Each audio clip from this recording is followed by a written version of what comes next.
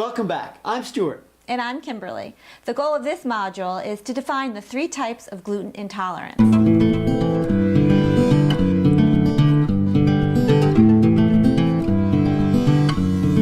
What is gluten? We answered that in our last module. It is a protein found in specific grain: wheat, barley, and rye. Where is it found? In most breads, pastas, and any baked goods that may contain wheat flour. We also revealed to you that it's found in unlikely products like sauces, salad dressings, soups, processed foods, because they can actually extract the gluten and add it into products you may not realize would have gluten in it. Also forgot to tell you that it's also found in beer. Today, we're going to answer the question, what's all the fuss about? Gluten makes some people sick in one of 3 ways, either through disease, an intolerance, or an allergy. Listen carefully, because it's only a fuss if you have one of those 3 things. Again, a gluten allergy, celiac disease, or non-celiac gluten sensitivity. If you don't have a fuss. And we're going to help you understand the differences between these 3. Being gluten-free is not a weight loss solution. It's not the latest bandwagon to get on if you feel like you want to lose weight. In fact, if you have too many gluten-free products, a lot of them may not be good for you. They add in extra fats and sugars to compensate for that gluten removal. I mean, you may be flocking to the supermarket thinking, geez, I need to buy gluten-free. And if you don't need to be gluten-free, then it actually could work against you. So what we're trying to say is being gluten-free is a health solution for some people. It may make them feel better, but it is not for losing weight. About 15% of us may have a gluten intolerance. 85% of us have nothing to worry about. Let's first start with gluten allergy. If you have a wheat allergy, that's very, very rare in adults. If you eat the gluten, it could generate an allergy-causing antibody. That will produce an allergic reaction, like most allergic reactions, from anything from runny nose, watery eyes, to hives, rashes, difficulty breathing, and sometimes possible the most serious anaphylactic reaction. Yes.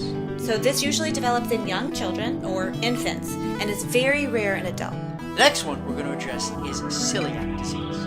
Celiac is a chronic, inherited digestive disease that affects about 1 in 133 people. What happens is it causes an inflammation that damages your small intestines, and that prevents absorption of the vital nutrients. The lack of the vital nutrients to the cells can cause growth and development problems and disease such as anemia, nervous system problems, and loss of bone density. So celiac is a serious disease. The final one is non-celiac gluten sensitivity. Compared to celiac disease, it's estimated that 6 to 7 times more people actually have this. And basically, it's simple.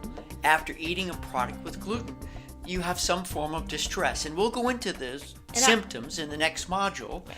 And it's also easily missed or misdiagnosed. Even though non-celiac gluten sensitivity may not be causing permanent damage in your body, what it does is it affects your lifestyle and your physical well-being.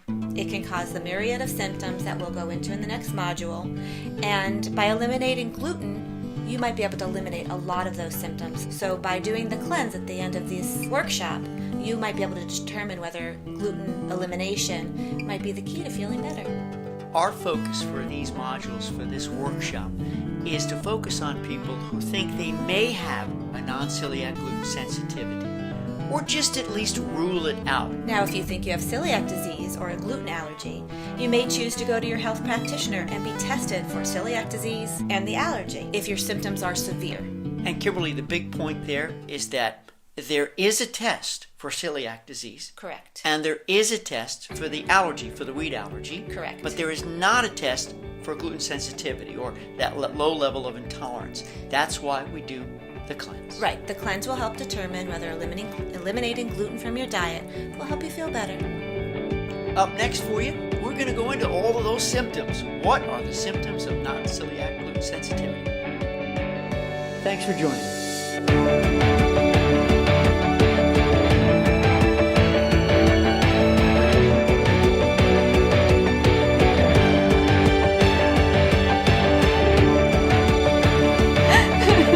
It's not that much.